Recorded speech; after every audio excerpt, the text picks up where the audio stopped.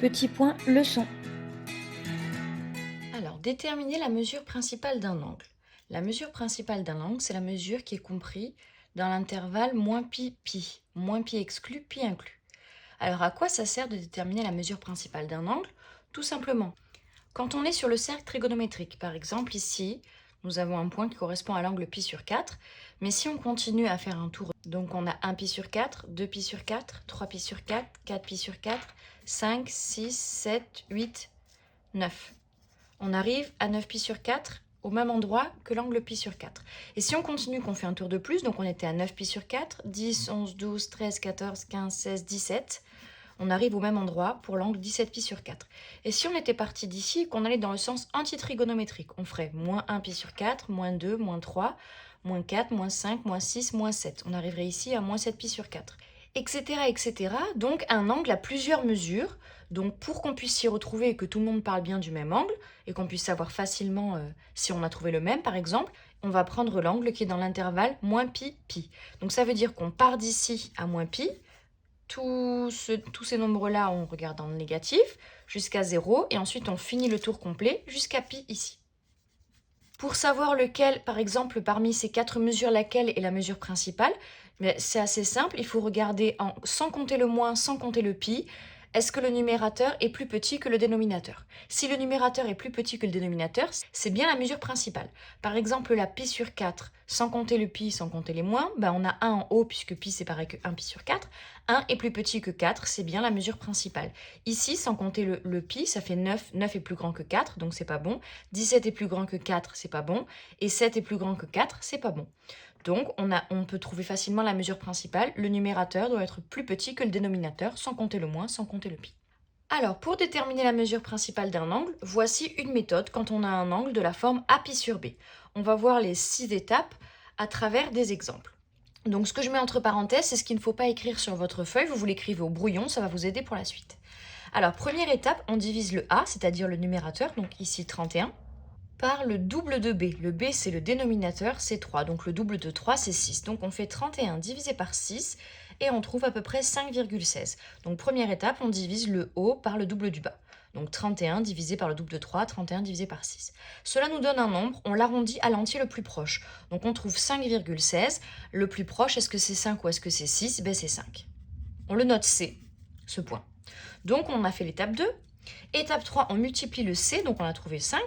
On multiplie le C au double de B, donc on fait 5 fois 6, ça donne 30. Et ce qu'on vient de trouver ici, cela nous donne le numérateur de la première fraction. Donc on écrit que 31 pi sur 3, l'angle dont on cherchait à déterminer la mesure principale, égale, et ce qu'on a entouré, c'est le numérateur de la première fraction. Donc 30 pi sur 3,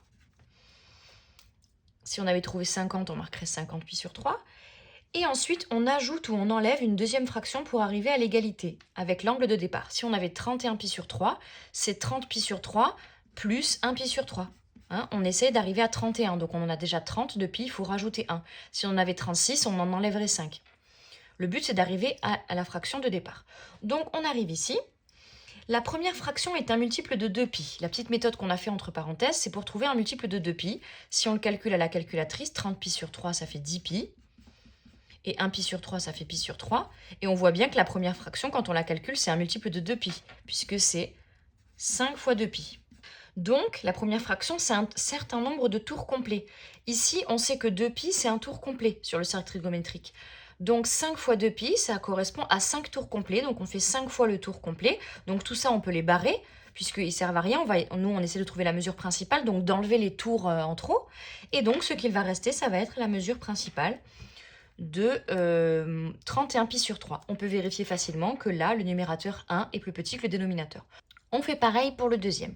109 pi sur 4, première étape, on prend 109 et on le divise par le double du bas. Donc ça fait diviser par 8. On trouve 13,625. On arrondit à l'entier le plus proche. Ici, le plus proche, c'est pas 13, c'est 14. Donc on prend 14 et on fait 14 fois 8. On tombe sur 112. Là, ce que j'ai entouré, ça va être le numérateur de la première fraction. Donc 109 pi sur 4, qu'est-ce que c'est? C'est 112 pi sur 4. Et ensuite, là, on en a 112, on en veut 109. Donc là, il faut qu'on en enlève. Et combien? 3. Puisque 112 moins 3, 109. Donc 109 pi sur 4, c'est 112 pi sur 4 moins 3 pi sur 4. On a trouvé le 112 grâce à ce qu'il y a entre parenthèses. Et ensuite, ici, 112 pi sur 4, ça nous donne 20 pi. Et 20 pi, c'est combien de fois 2 pi? C'est 10 fois 2 pi, moins 3 pi sur 4. Et ça, on peut le barrer puisqu'on fait 10 tours complets. On revient au départ et ensuite, il nous reste moins 3 pi sur 4. C'est la mesure principale de 109 pi sur 4. On vérifie sans compter le moins, sans compter le pi. 3 est bien plus petit que 4, donc c'est bon. On continue avec moins de 117 pi sur 6. Donc on prend 117, on divise par le double de 6, donc on divise par 12. Et on tombe sur 9,75. Donc l'entier le plus proche entre 9 et 10, c'est 9. Donc c'est égal 9. On fait ensuite 9 fois 12. On tombe sur 120. Et c'est ce nombre-là qui va être le numérateur de la première fraction. Donc, moins 117 pi sur 6 égale moins 120 pi sur 6. Bien sûr, si on avait un moins ici pour moins 117, on met un moins dans la première fraction. Et ensuite, là, on a moins 120 pi sur 6, on veut moins 117. Donc, il faut rajouter 3. 3 pi sur 6, moins 120 plus 3, moins 117. La première fraction nous donne encore un multiple de 2 pi. Donc, ça nous donne moins 20 pi plus 3 pi sur 6. Donc, moins 20 pi, c'est combien de tours complets? C'est 10 tours complets dans le sens antitrigonométrique, moins 10 fois 2 pi. Et il nous reste 3 pi sur 6, donc ça, on va pouvoir le barrer. Et 3 pi sur 6, on simplifie quand même la fraction, évidemment, et ça fait pi sur 2. Donc là, on peut les barrer les 10 tours complets.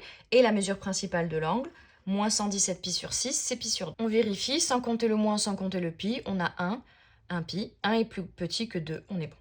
46 pi sur 2, on prend 46, on divise par le double de 2, donc ça fait 4, et on tombe sur 11,5. Et là, il y avait un cas particulier, attention, quand on a virgule 5. Normalement, quand on a 11,5, quand on arrondit, on a appris à arrondir, ça nous fait 12. Normalement, quand on a virgule 5, on arrondit à l'entier supérieur. Sauf que là, il faut faire attention, quand on a virgule 5, on nous dit d'arrondir à l'entier inférieur. Donc on prend c égale 11. Pourquoi ? On va le voir juste après. Donc, on continue en faisant 11 fois 4, et ça nous donne 44. Donc, 46 pi sur 2, ça nous donne 44 pi sur 2, plus, qu'est-ce qui nous reste pour arriver à 46 pi sur 2? Il nous reste 2 pi sur 2. 44 pi sur 2, ça nous donne 22 pi. 22 pi, c'est combien de fois 2 pi? C'est 11 fois 2 pi. Donc, il y a 11 tours complets qui servent à rien. On peut les barrer. Il nous reste 2 pi sur 2 qui se simplifie en pi. Et on trouve la mesure principale de l'angle. Alors, pourquoi on a dû arrondir au supérieur? Tout simplement parce qu'on veut la mesure principale dans moins pi exclu et pi inclus. On est obligé d'en prendre un des deux puisque quand on fait un tour complet, si on part ici de moins pi et qu'on va jusqu'à pi, on aurait pris cet angle-là 2 fois. Donc, on ne prend pas moins pi et on prend pi. Donc, c'est pour ça qu'on arrondit à l'inférieur. Parce que si on avait arrondi au supérieur, on aurait fait c égale 12. Et à la fin, on aurait trouvé moins pi. Et moins pi, c'est exclu. Donc, du coup, on arrondit à l'entier inférieur pour trouver pi qui est inclus. Donc voilà, en fait, c'est toujours la même méthode. Il faut juste faire attention que quand on a virgule 5, on arrondit à l'entier inférieur et pas au supérieur. Donc ici, la mesure principale de 46 pi sur 2, c'est pi. Et il nous reste 13 641 pi. C'est un cas particulier quand il n'y a pas de fraction, c'est encore plus rapide, puisque ici, j'ai 0, ici, j'ai pi, ici, 2 pi. Si on continue, 3 pi, 4 pi, 5 pi, et si on va à l'envers, 0, moins pi, moins 2 pi, moins 3 pi, moins 4 pi. On remarque facilement qu'ici, devant les pi, on n'a que des nombres impairs. 1, 3, 5, moins 1, moins 3. Et ici, devant le pi, on n'a que des nombres pairs. 2, 4, moins 2, moins 4. Donc ça veut dire que si devant le pi, le nombre est pair, alors on va être ici et l'angle, ça va être 0. Et si on a un nombre devant le pi qui est impair, on va être ici et l'angle, ça va être pi. C'est le cas particulier que je vous ai mis là. Ici, 13 641 pi, c'est impair, on est dans ce cas-là. Donc la mesure principale de l'angle, c'est pi. Voilà comment déterminer la mesure principale d'un angle.